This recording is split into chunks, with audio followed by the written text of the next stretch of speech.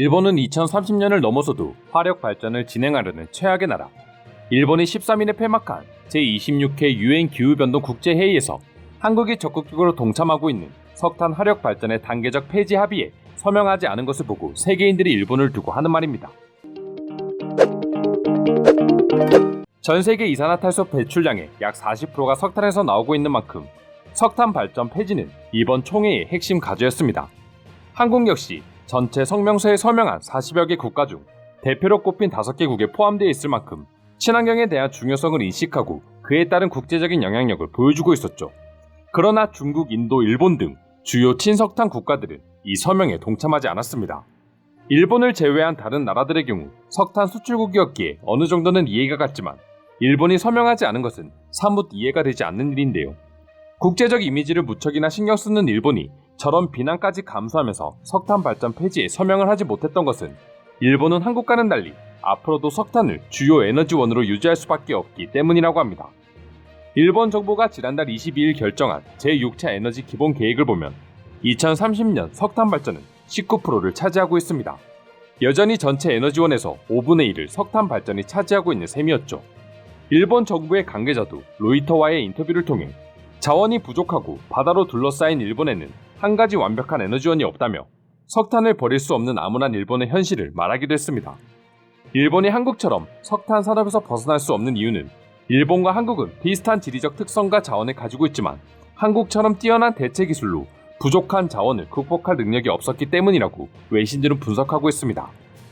일본의 한 네티즌은 단순히 폐지할 뿐만 아니라 CO2 해수 기술로 석탄의 활용도 검토해야 합니다. EV화가 진행되면 발전소는 더 많이 필요해집니다. 원전도 재생에너지도 입지가 곤란한 일본에서는 화력에 의지하지 않을 수 없고 천연가스 역시 얻기 힘듭니다라는 반응을 보여주며 현재 일본의 자원 사강이 얼마나 대책 없는지를 알려주고 있었습니다. 실제로 총회 당시 석탄 폐지 대신 새로운 기술을 활용해 이산화탄소를 배출하지 않겠다는 기시다 후미오 일본 총리의 주장은 오히려 구설수에 올랐는데요. 기시다 총리는 아시아 각국이 화석연료를 암모니아 수소 등 온실가스 배출 재료 화력으로 전환하도록 지원하겠다는 포부를 자신있게 밝혔었습니다. 하지만 세계 환경단체들로 구성된 기후행동 네트워크는 기시다 총리가 말한 새로운 기술이 아직 불안정하다고 주장했는데요. 비용이 비싸며 수소 암모니아를 제조하는데 천연가스 갈탄 등이 활용돼 친환경 사업이라고 볼 수 없었기 때문이었죠. 이러한 이유로 기후행동 네트워크는 일본에게 온난화 대책에 소극적인 국가에 주는 하석상 수상국으로 일본을 2년 연속 선정하는 불명예적인 기록을 안겨주었습니다. 반면에 한국은 대체 기술에 대한 엄청난 발전을 보여주고 있었기에 일본과는 입장이 다릅니다. 이미 작년부터 기시다가 주장하는 온실가스 배출 제로를 위한 대체 기술을 개발했기 때문인데요. 요소수 사태 영상에서도 말씀드린 것처럼 국내 연구팀은 100년간 이어져온 암모니아 생산 공정을 대체할 신기술을 개발했습니다. 작은 쇠구슬을 굴리는 방식으로 암모니아를 만드는 이 신기술은 일명 볼 밀링법으로 불리고 있는데요. 일본이 제조하겠다는 암모니아의 생산 과정에 쓰이는 기술은 하버 보시법입니다.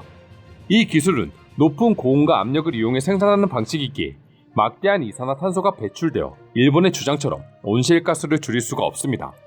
하지만 한국이 개발한 볼 밀링법은 이산화탄소를 전혀 배출하지 않는 신기술이었고 심지어 암모니아를 고온 고압 설비 없이 각종 산업 현장에서 즉시 생산할 수 있어 낮은 비용으로 더욱 효율적으로 암모니아를 만들어낼 수가 있습니다.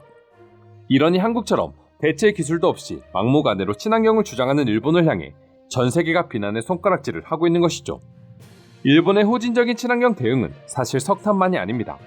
이미 예전부터 석탄과 더불어 폐플라스틱 쓰레기 처리 문제에 대한 관심이 전 세계적으로 높아지고 있는 추세였습니다. 하지만 일본은 폐플라스틱 문제에서도 자신들의 주장과는 달리 후진국이라는 타이틀을 벗어날 수 없었는데요.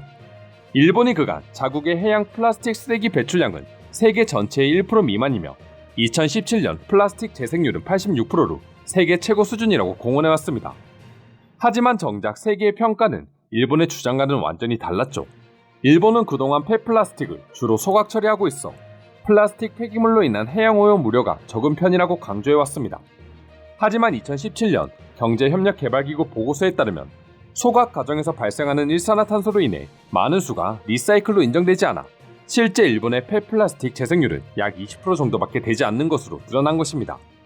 이는 유럽연합의 평균인 30%에도 한참이나 못 미치는 낮은 수치였죠. 무엇보다 근본적인 문제는 일본의 플라스틱 배출량이 너무나 많다는 것입니다. 일본이 자랑하던 2017년의 플라스틱 배출량은 무려 903만 톤에 달했으며 1인당 플라스틱 포장용기 배출량은 연간 30kg을 기록했다고 합니다.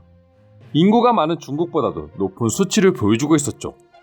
이처럼 사실 환경 문제는 단순히 국가의 문제만은 아니라고 할 수 있습니다. 환경을 생각하지 않는 일본의 국민성 역시 큰 문제였는데요.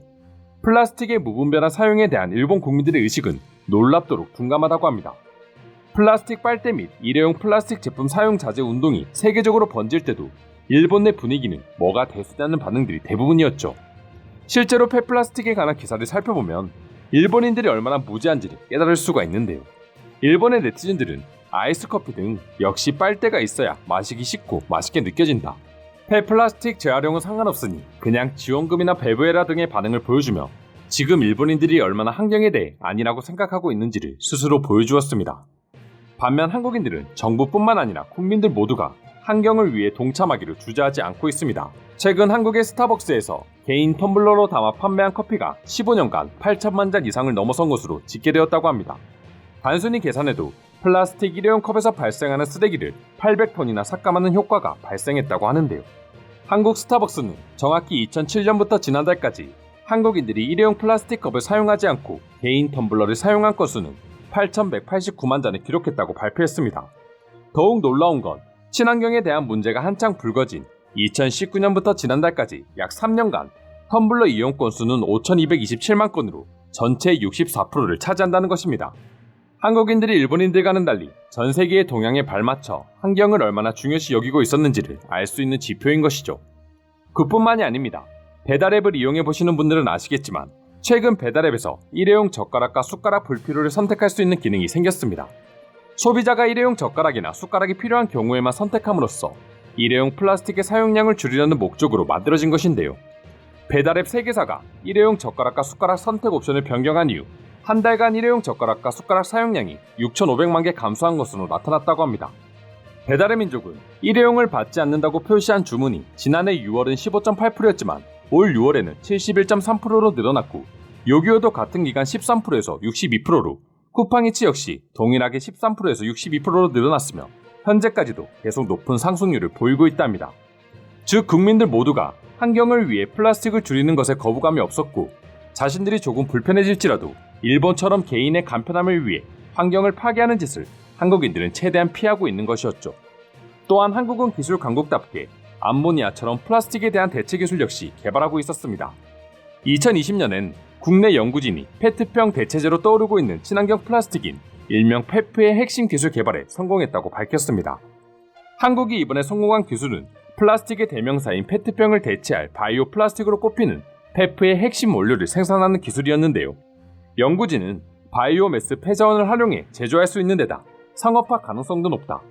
친환경 바이오 플라스틱 생산을 통해 플라스틱 폐기물 저감에 이바지할 수 있을 것이라 말하며 대체 기술에 대한 자신감을 드러내기도 했습니다. 이처럼 한국과 일본은 좁은 땅덩어리와 한정된 자원, 바다로 둘러싸인 지형까지 여러 가지가 비슷했지만 말만 앞설 뿐 실천하지 않는 일본에 비해 한국은 정부뿐만 아니라 국민 모두가 실천하기를 마다하지 않는 국민성을 보여주고 있기 때문에 앞으로 여러 가지 환경 문제에 있어서 그 어떤 나라보다 훌륭한 대책을 마련할 것이라 믿어 의심치 않습니다. 이상으로 친환경 정책에 있어 극명하게 대비되는 한국과 일본의 상황 소개해드렸습니다. 오늘도 끝까지 영상 시청해주셔서 감사드리며 여러분들의 구독과 좋아요는 영상 제작에 큰 힘이 됩니다. 이상 종크TV였습니다.